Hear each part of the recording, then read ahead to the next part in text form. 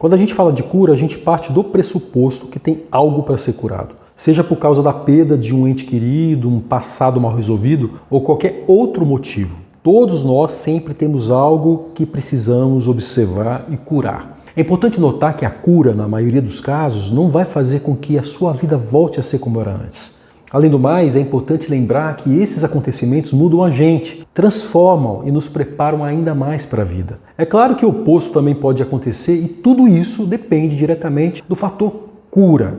E se você pretende de fato se entregar ao processo da cura, ao invés do processo da perdição, da vista grossa e do escapismo proposital, saiba que isso tudo pode ser bem simples, apesar de não ser tão fácil. Mas não tenha dúvida de que lidar com as suas feridas e curar elas seja bem mais produtivo do que encher a cara, gastar dinheiro com coisas supérfluas e blá blá blá blá blá. Ou qualquer que seja o escapismo da sua escolha. Antes de cuidar de uma ferida, é preciso que você saiba onde ela está. Como você vai cuidar de um machucado sem nem saber em que parte do corpo ele está? Pois é, com as feridas da mente é exatamente a mesma coisa. É preciso que você se permita sentir a dor da ferida, é preciso que você sinta todas as emoções associadas a ela e apenas assim você irá descobrir a origem da dor. Enquanto você finge que a dor não existe, a ferida vai piorando com o tempo, até que um problema que poderia ser minimizado vira um bicho de 7 cabeças, que se torna uma bela de uma ameaça ao seu bem-estar e à sua paz interna. E é por isso que, independentemente da emoção que você precisa sentir, seja ela tristeza, raiva, confusão ou até mesmo alívio, é preciso que você vá para um local em que possa ficar sozinho, sem celular, sem telefone, sem TV, sem barulhos, sem distrações. E por mais assustador que isso pareça, essa é a única maneira de localizar a ferida que tanto precisa ser curada. Então livre-se das distrações, pelo menos por 1 minuto. Você consegue fazer isso por 1 minuto, não é verdade? Eu tenho certeza que sim. Aumente o tempo gradualmente, conforme você vai se acostumando com a ideia de ser um pouco mais introspectivo. Antigamente, antes dos tempos da internet e da energia elétrica, nossos ancestrais eram forçados a se submeter ao vazio. E ficar sozinho lá nesse vazio sempre foi uma maneira de entender as próprias feridas. Não é à toa que, à medida que o tempo passa, e nós somos cada vez mais bombardeados com informações a todo momento, pelos nossos celulares, pelas TVs e até pelas rádios, não podemos olhar para dentro e entender o que está acontecendo com a gente. O mundo te chama o tempo todo a olhar para fora e a bagunça em sua mente e seu coração vão aumentando cada vez mais. Pensando nisso, você acha que é uma coincidência nós termos cada vez mais depressão e ansiedade?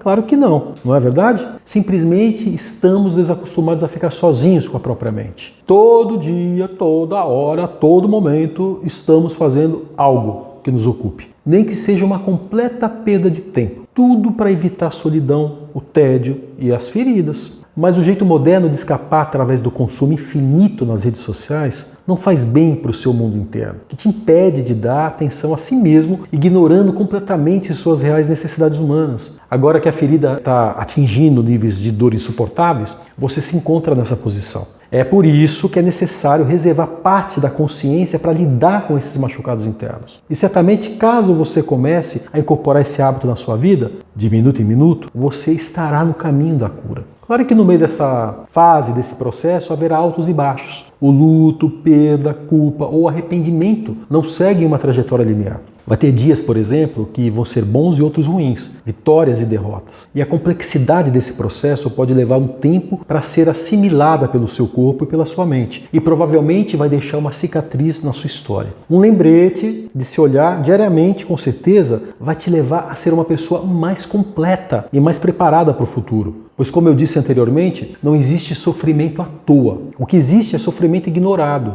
e sofrimento aprendido. É uma grande diferença. Enquanto você escapa do sofrimento, toda a existência dele se torna um peso terrível, bem em cima dos seus ombros. A ferida piora e com a piora dela, a sua condição inteira se torna um pouco mais precária. E você fica sujeito a uma infecção que pode se alastrar para todas as áreas da sua vida. Mas com o sofrimento aprendido, é possível entender e achar propósito e razões pelo seu sofrimento. Afinal de contas, não sei o que houve com você, mas tenho certeza que na época em que aconteceu, o que aconteceu, você fez o melhor que pôde. Até mesmo se você pensa que não, você fez o melhor que podia naquela época, naquele momento, naquele instante. Você sabia que de 7 em 7 anos todas as células do seu corpo mudaram completamente? E não apenas elas, até mesmo a sua personalidade, sabedoria, inteligência? Você acha justo se julgar pelo que aconteceu anos atrás com a consciência que você tem hoje? Se uma criança de 5 anos tivesse a oportunidade de ressuscitar um senhor que teve uma parada cardíaca,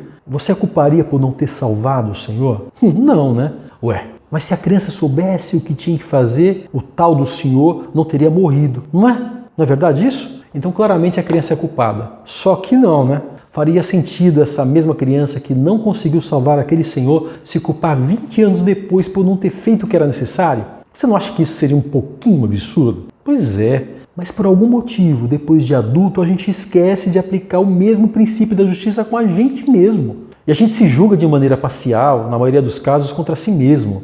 Sendo que você está analisando o que você fez no passado com a cabeça que você tem hoje. E é claro que precisamos tomar a responsabilidade pelos nossos erros, pelo que poderia ter sido melhor e não foi. Mas a culpa não precisa fazer parte dessa contabilidade e não vai te ajudar em nada. Apenas observar o que foi e deixou de ser feito pode gerar o aprendizado que você precisa para seguir em frente. Tome o que é seu. A culpa e a dor não te pertencem mais. Se despeça aos poucos daquilo que se foi e agradeça todos os dias pelo que ficou, pois tudo isso não passa de um grande milagre. Para o vídeo de hoje é só um grande abraço e até a próxima.